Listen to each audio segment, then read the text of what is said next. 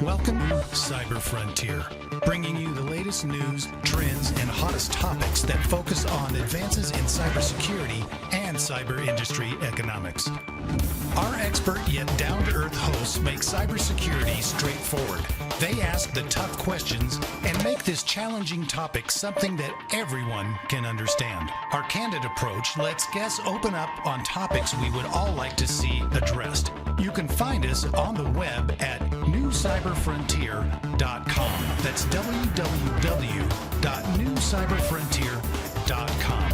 Now join today's host as he introduces the topic for today's new Cyber Frontier. Welcome to today's episode of New Cyber Frontier. On today, Mike Riggs, the VP of Strategy for Perch Security. Mike, 20 plus years in IT, CISSP certified. Welcome today, Mike. How are you? I'm doing well, thank you. Thank you for having me on. From your phone booth in the WeWorks office, broadcasting live. I love it. Yep. No, I asked him, I was like, what is that? Are Houston, you in a, Texas are right you, I was like, are you in a booth at a restaurant there? He's like, no, I'm in a little WeWorks, close the phone door booth and we can talk on a conference. Yep. Yeah. And I'm in a WeWorks facility too, I guess. Secure Set here. We partner with them in the studios in a little room here at the university.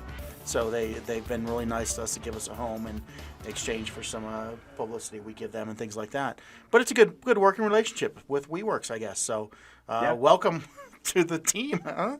Yeah. Thank you. So Mike, tell us about yourself. And you do managed service provider, at least Perch does. But tell us your background. How'd you get to where you're at? Absolutely. So way back in the day, in a galaxy far away, and actually when I was still in high school, I started picking up on this whole IT thing, and I worked for a small computer repair shop in high school for a few years. And as with anything, they got acquired, and I moved on and actually had an opportunity with the school district to go on and double the size of their IT staff. We went from 1 to 2. And so this was in 1999 that I really kind of jumped in with both feet. And so when we look at kind of the career trajectory from there, it's been a fire hose ever since. So typically now, especially in more mature organizations, if you start out in help desk, it's relatively channelized. You're kind of in your swim lane. But back then, it was still a bit of the Wild West of IT. So they're like, oh, look, computers here, have a server to work on. Here, have some network equipment to work on. And it was really trial by fire. Google wasn't really quite a thing yet. And so, a lot of reading, a lot of books. I still have a lot of those books too. We should probably get rid of them. NT4 is probably been aged at this point. And so I worked there actually for a little over a decade, and ended up moving on and picking up doing some DoD work, and that's where I first I got my feet into security as well. So worked on a contract overseas for a little while, and then came back and worked at Peterson Air Force Base. And so did that, and then continued on with my InfoSec career. I got my CISSP and stuff like that, finished out my master's degree in information security and assurance, and went to go work at a bank, and moved into managing security for them until they got acquired. And that's how I landed here at Perch a couple of years ago. So many people are collecting certs. What do you think about that? I think they're starting to get diluted. I'm one who has collected many a cert over the years. I really only keep one up now as far as CEs go. And that is my CISSP, and really it's just kind of a check the box thing at this point, I feel. But really, we've kind of pushed that industry toward the check the box. Hey, you have to have this baseline thing in order to get your foot in the door, which is it's really hard sometimes for that. And so I think that I've seen certs come and go over the years. I remember in 2003 you couldn't code unless you had a cert for whatever language you were coding in. The Yep. companies that offer those certs aren't even around anymore, Yep. and it's a cyclical thing. I think when the market gets short on talent, they say just give me the base minimum. How fast can I get somebody? If they've taken a cert, they know the same language that I speak, and I think that's where Exactly. we're at now. But I also think when everybody's super, no one is. So, Exactly. Yeah. so we'll take a I break. totally agree. We'll take a break here from our sponsors. We'll be right back. Cyber Resilience Institute helps build strong cyber communities designed to prevent members from attack. Like building a neighborhood watch, it takes coordination and a sharing community to protect our identities and valuables in the virtual world. Typically, we hear that organizations know they need to do something to protect their cyber assets, but don't know where to begin. Let Cyber Resilience Institute help your community create an action plan. Cyber Resilience Institute will build your community or business marketplace so that it is designed to support a collective cyber defense. Contact them for more information at cyberresilienceinstitute.org. Welcome back. The new Cyber Frontier. On today, Mike Riggs, the VP of Strategies at Perch Security. So, managed service provider is what Perch does. We talked about you before the break. And when this whole industry came up, my immediate thought was, okay, I'm going to let another company into all my infrastructure. You know, how do you trust? How do you decide that that's the step for your company? Is it because literally somebody can do it better than me because I don't know what I'm doing? Is that the whole thought process behind it? Absolutely. So I think in a lot of cases, especially when you look at small and medium business, they're not necessarily at the scale to retain quality IT talent or quality security talent. And so it comes down to an economy of scales thing. These businesses look internally and say, hey, is this core to what I do? Is this something that I should be spending money on? Or is this something that makes sense to outsource? I mean, they do a lot of that with payroll and other types of things as well. And so I think IT is one of those things that they also look at as something that can be relatively easily outsourced. Mm-hmm. So another question along that same line, and this is just the whole theory of it. A lot of people that have tried, we'll say, service companies before, and I'll give you an example. If I hired somebody to do my SEO for my website, right? Mm-hmm.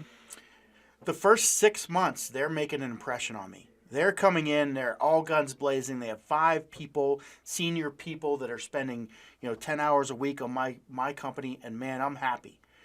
And then as it moves on, those 5 people go to the next new company and the next new company. And sometimes you get the intern. And the service kind of takes a peak, and I don't even know if it's settle out sometimes as far as me bringing in talent. And the SEO is exact correlation, something I've done before. And it was just like a continuous less and less and less service until I finally got rid of them. What do you see in the managed service provider, that balance? I think they're kind of all across the board. I mean, you have some that have a heavy focus on customer service, and that's kind of core to how they do their service delivery. And then you have some that, are kind of like you described, where they, will come in, swoop, and swoon you, and eventually just kind of tails off. They're still getting the same money. Yeah, they're still getting the same amount of money. Yes. Yeah. Yeah, you're certainly not paying them less over time. And so it really is a problem, from service delivery to responsiveness to, just general uptime and health of your infrastructure as well. Is there internal metrics you keep to say, hey, look, here's how much time we spent on your company versus everybody else? Or do you lump it all into one pot and say, hey, what we're doing for somebody really applies to everybody because we find out something that might apply across the board?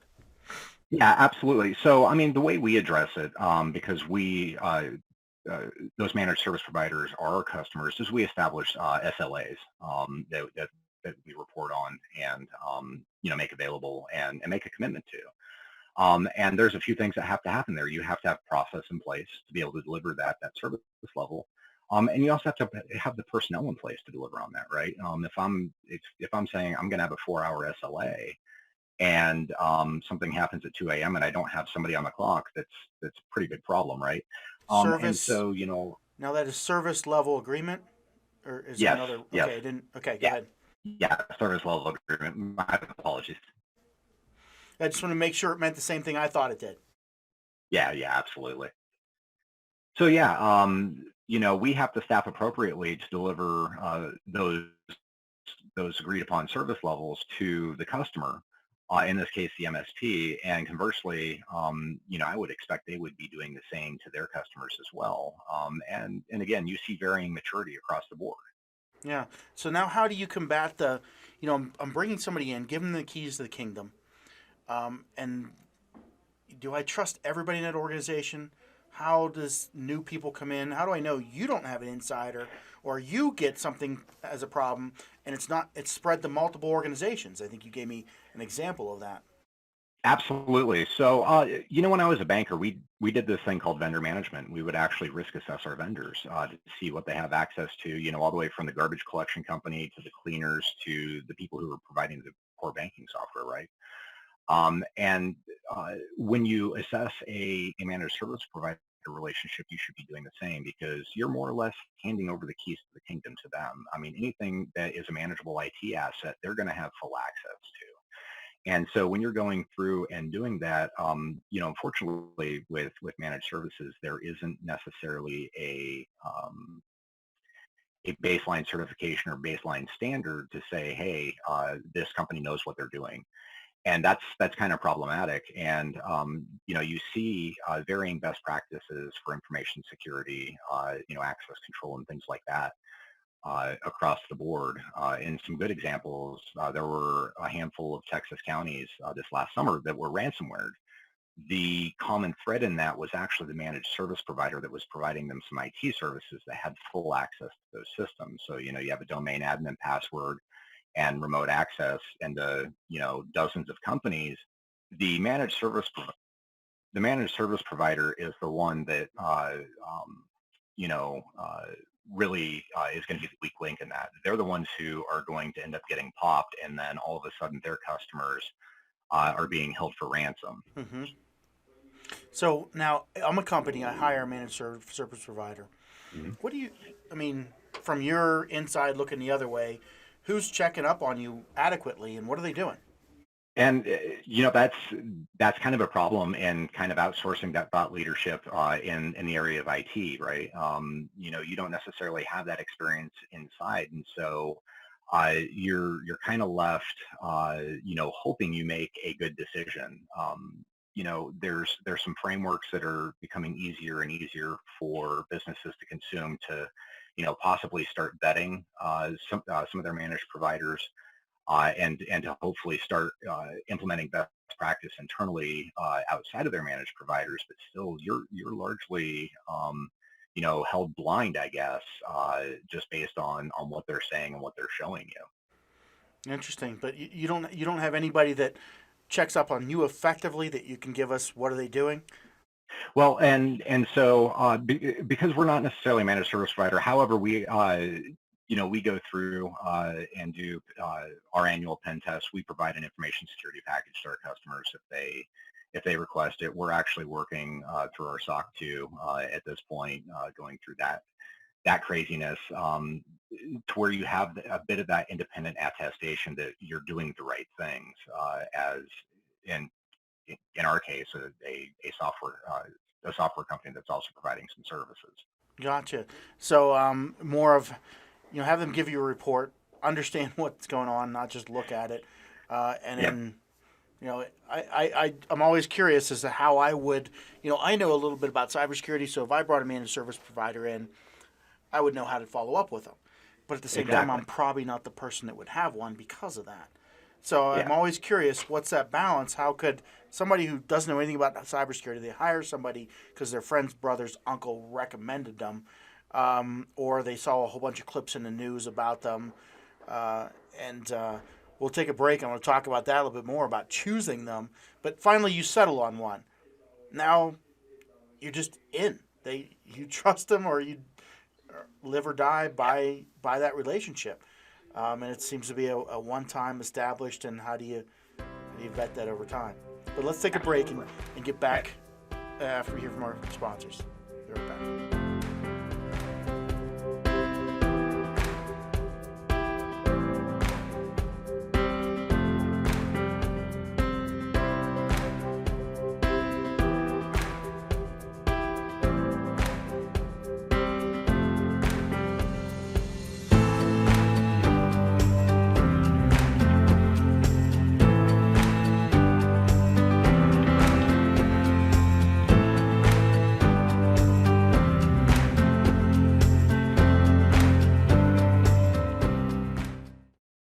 Murray Security Services are your cybersecurity experts with decades of experience providing professional training services for our clients in various industries. We offer professional training and certification in areas of cybersecurity, safety, health, and environmental services at our academy. Our in-person and online training provides a collaborative environment where students can interact directly with instructors through live chats or in private classrooms. Visit murraysecurityservices.com for more information. Welcome back to New Cyber Frontier. On today, talking with Mike Riggs from Perch Security, meaning perch like a bird perched on a perch, not the fish perch, which my mind immediately went to because we used to go perch fishing when I was younger all the time. But before the break, we were talking about, once you get a managed service provider, how do you check up on it? If you don't know anything about security, how do you know what they're doing? And they're not just telling you a load of whatever. Now let's say I'm evaluating them, and I hear this problem all the time. Every one of them comes in through my door and talks dirt about the next. It's like a endless bag of carpetbaggers, politicians that all they have to sell is slinging the mud about how bad everybody else is. How do you weed through that? Really, it's kind of a hard thing to do, right? As a consumer, when you're looking through this, there's not like, great review sites like there are for, restaurants, right? I can't go through and, give 5 stars on my Yelp for a managed service provider. And so a lot of it really, I think, comes down to word of mouth. Who are my peers trusting? Who's done a good job for them as well? Just trying to understand in the local area who seems to be providing the best service. And keep in mind, I say the best service and not the best price, because those things are typically inverse of each other. You're going to end up paying more for something, usually because it's not because they're trying to gouge you, but they may be also providing a more comprehensive package. So they may be including additional security services around that, or extended help desk hours, or whatever it happens to be. And so as you're evaluating, I'm trying to do an apples to apples of, what am I getting? And knowing that low bidder may not be the way to go, quite honestly. Yeah. So I heard 2 things in that last bit you were talking about. One is you said who's local. So is your recommendation that managed service providers are more of almost like attorney localized support system? They shouldn't be a big company that you hired, that everybody hires like Amazon to do web services. It should be somebody local that you trust, like almost like an attorney-client privilege. Well, and so for me, I always prefer small business. That's just my nature. There are plenty of national and international managed service providers as well. Typically, those ones are, not as tailored, may not be as responsive, may not have boots on the ground locally. That's the help you desk side where, the local guys, you could probably drive down the street and choke them if you had to. And so I think there's some advantage to having some local talent. Not only are you feeding the local economy, which, is typically good, especially in small business. But then you're also building a closer relationship, I guess. And there's always going to be trade-offs with that too, because the national MSPs, the larger MSPs, regional ones, are probably going to have a deeper bench of talent on hand as well. And so, there's probably some things to assess when you're looking at that too. Do I need somebody desk side within 15 minutes, or am I good with that? And they can certainly have somebody on staff to help me quicker with remote things. So I heard you're biased towards small. They're small and big in the business, But the overall footprint of the industry, is it a big? I mean, it almost seems like it's saturated. Companies are kind of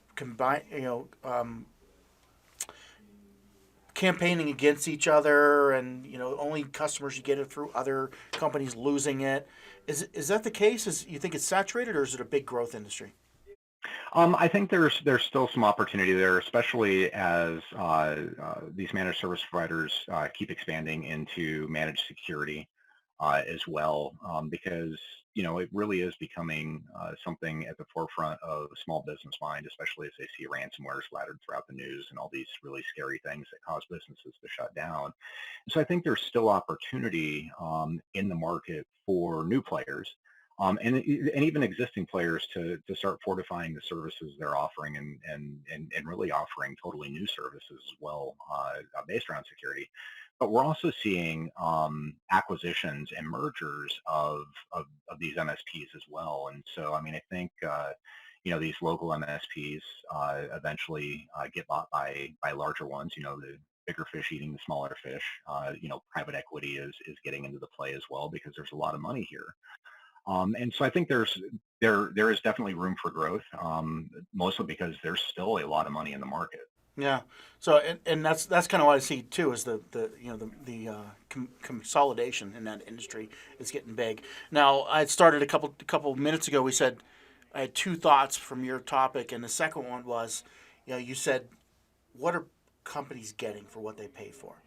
So if I'm a company deciding on value versus cost, and you said don't always go with the cheapest one, right? You look at the services. How do I make that assessment? What do I look for to say value, cost, offset? Where do I pay? Really, I think it's just like when you're comparing two services against each other. Generally, you kind of know what you need as a small business.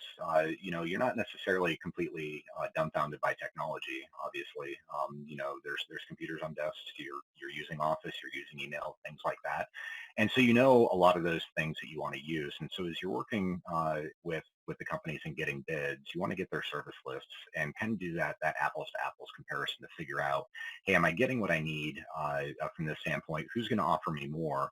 But then also starting to leverage things, and we were actually talking about this a little bit before the show, some of these cybersecurity frameworks that are coming out, the whole myriad of them, right? Which we'll talk about. But there's some of them that actually have some really good baby steps in there that you should be paying attention to, and so starting to marry those up as well for the services you're starting to get. Mm-hmm. Frameworks. You got an eye roll out of me because I just got a handful of them this morning that are different than last year, and last year's were different than the year before, and the year before. I think right now the trend is framework and procedure indation.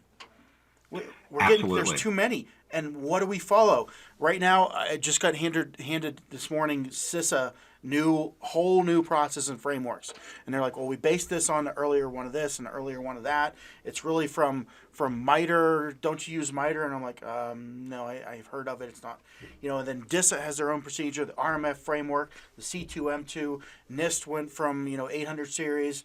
Further defined each one to 171. Now C2M2, Carnegie Mellon's involved. I'm getting overload, and I've been in the industry for years. I remember when I worked for Deloitte & Touche, we had a spreadsheet of over 7,000 line items of compliance.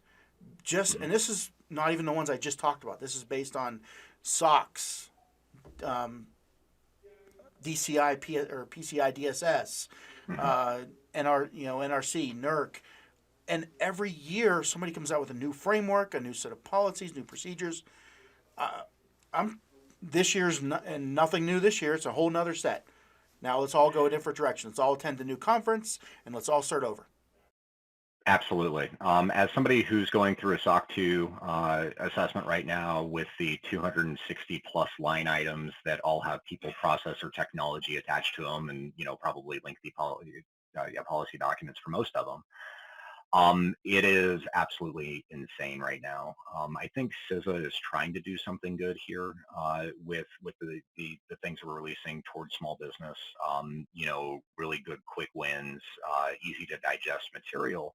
But you're absolutely correct in saying that, hey, look, I mean, everybody and their mother, government sponsored or not, is coming out with their own framework and demanding compliance or trying to apply compliance. And what part of the elephant do you eat first? And if you're looking as a small business or managed service provider, I've always been a fan of the cybersecurity framework from NIST, the CSF,